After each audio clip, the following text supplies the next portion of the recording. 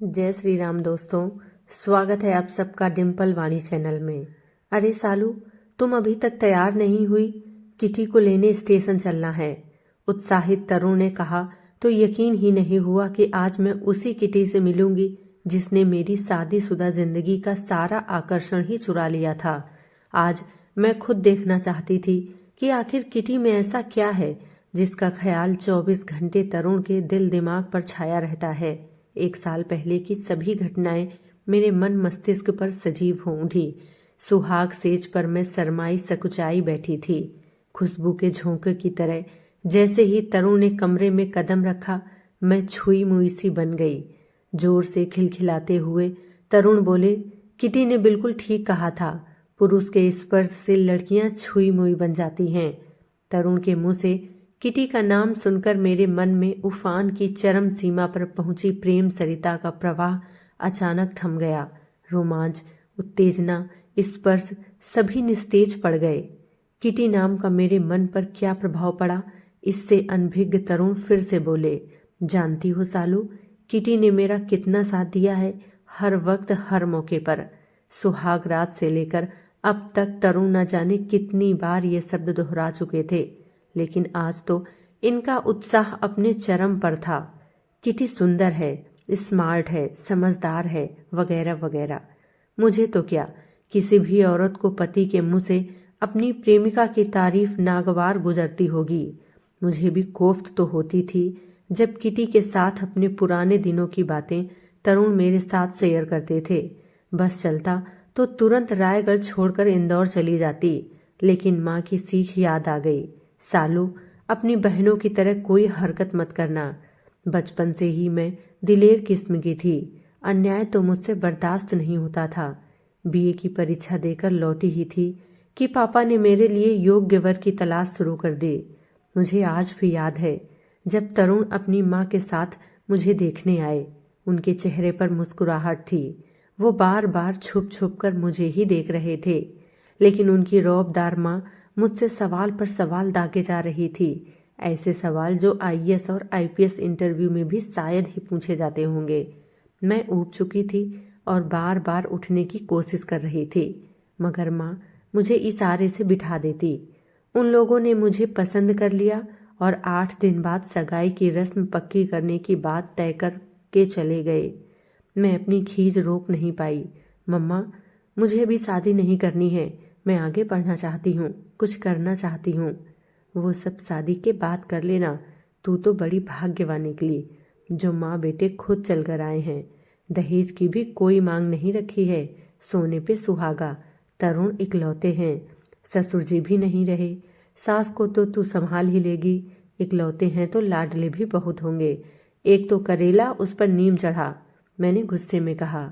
मैं ससुराल में हूँ, इस बात का एहसास मुझे तब हुआ जब पड़ोस की औरतों ने मेरी खूबसूरती का बखान किए जाने पर सास को टिप्पणी दी, ज्यादा मत फुलाओ बहू को, नहीं तो घमंड चढ़ जाएगा। सुंदर लड़कियों की बुद्धि तो होती नहीं है।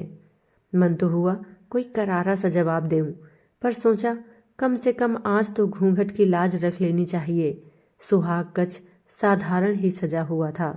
दिल की धड़कनें तेज होने के लिए तरुण के शब्द काफी थे।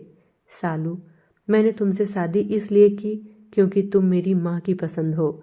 मेरी पसंद नापसंद कोई मायने नहीं रखती, क्योंकि मैं किसी और से प्यार करता हूँ और उसे भूलना मेरे बस की बात नहीं है। पत्नी का सारा हक तुम्हें मिलता रहेगा, पर प्यार नहीं, क्योंकि प्यार मैं किटी के अलावा किसी से नहीं कर सकता। ओह, तो किटी नाम है उसका जिसे तरुण का प्यार मिला। जिंदगी में मैं पहली बार अपमान में डूब गई। ये सब सुनने के बाद और क्या बाकी रह जाता है कहने सुनने को। उस रात मैं वहीं सिमट कर सो गई। ये तो अच्छा हुआ कि उसने मुझे छुआ नहीं, क्योंकि मेरी स्थिति वैसी नहीं थी कि मैं ये सहन कर सकती। लेकिन इसके बाद तो जैसे मुझे सब सहने की आदत सी हो गई। सास के कड़वे बोल, आए दिन की नुक्ताचीनी, ऊपर से पति की उपेक्षा। सोचती, क्या शादी के बाद औरत इस कदर मजबूर हो जाती है? विमेन स्लिप की बातें क्या सिर्फ किताबी हैं? सासू जी को लाख कोशिशों के बाद भी मैं खुश नहीं कर पाई। तरुण के लिए भी मैंने क्या नहीं किया। एक रात अपना स्वाभिमान बेचकर मैंने तरुण से पूछा, आखिर मेरी किस गलती की सज़ा तुम मुझे दे रहे हो? मुझे पहले पता होता तो मैं हरगिज़ तुम्हारी ज़िंदगी में ना आती, लेकिन तुमने मुझे बताया ही नहीं। मेरे आंसुओं का असर था या रात की खुमारी, मर्द की कमजोरी थी या उसके अहम की संतुष्टि? तरुण ने मेरे समर्पण को स्वीकार कर लिया। फिर तो हर रात समर्पण का यह सिलसिला चल निकला।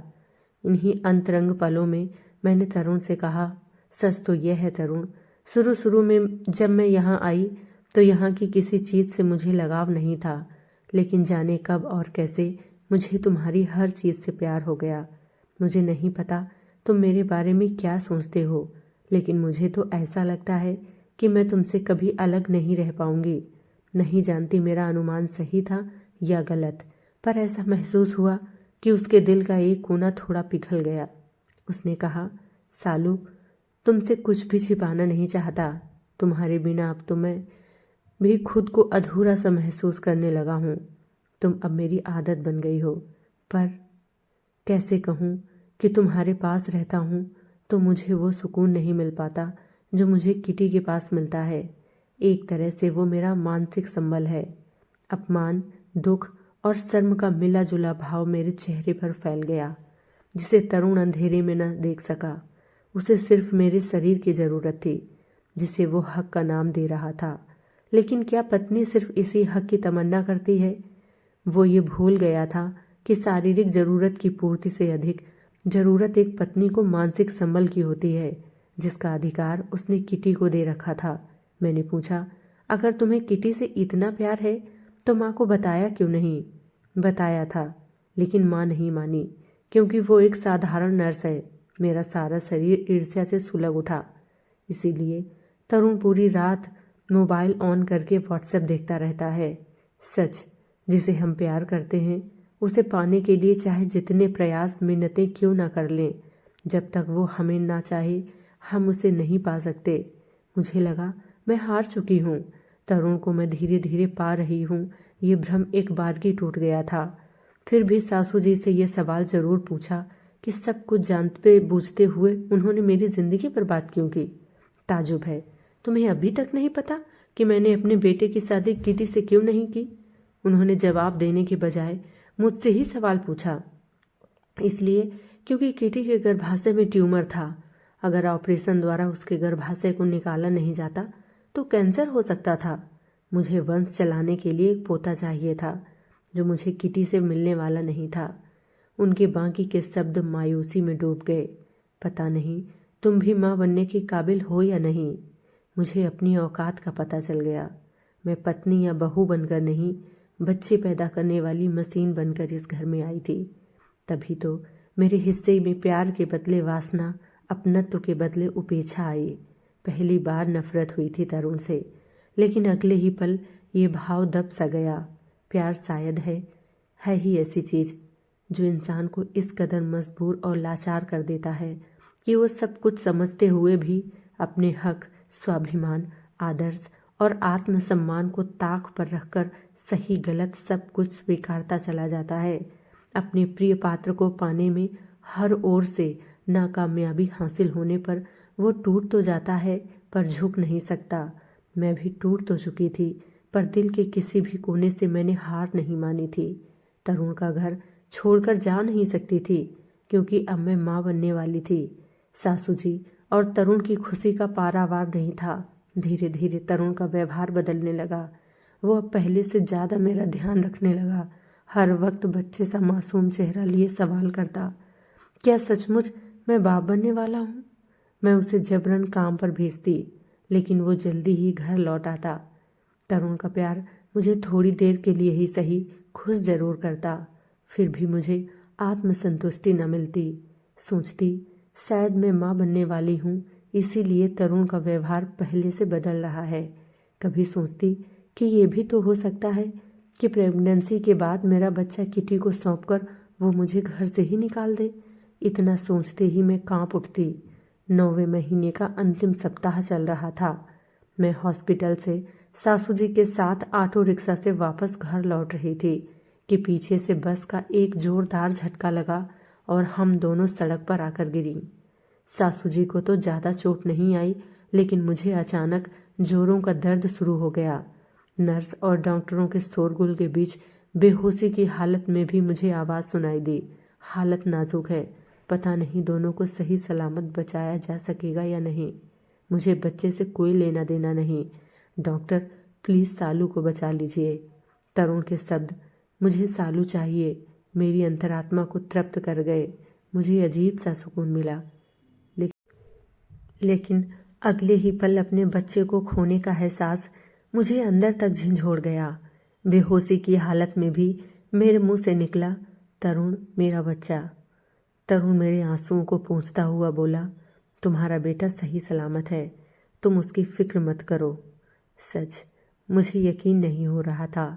मैंने तरुण से फिर सवाल किया, तुमने मुझे क्यों बचाया तरुण?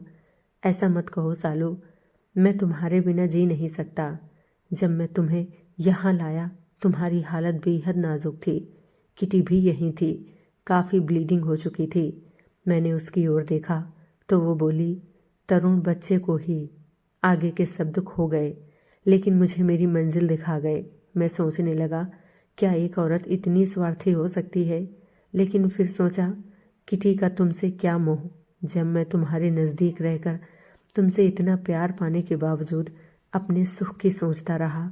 असली कसूरवार तो मैं ही हूँ कि मैंने किटी को इस हद तक बढ़ने दिया कि वो तुम्हारा बुरा सोचे। मेरी अंतरात्मा तुम्हारे जीवन के लिए पुकार उठी और ईश्वर ने मेरी सुन ली। अचानक किटी हॉस्पिटल से चली गई और हमारी जिंदगी से भी। हमारे बाग का एक फूल अपने साथ पूरी बगिया की बहार ले आया था। कैसी लगी आपको ये प्रेम कहानी? कमेंट करके ज़रूर बताएं। चैनल को सब्सक्राइब करें। धन्यवाद। जय श्री राम।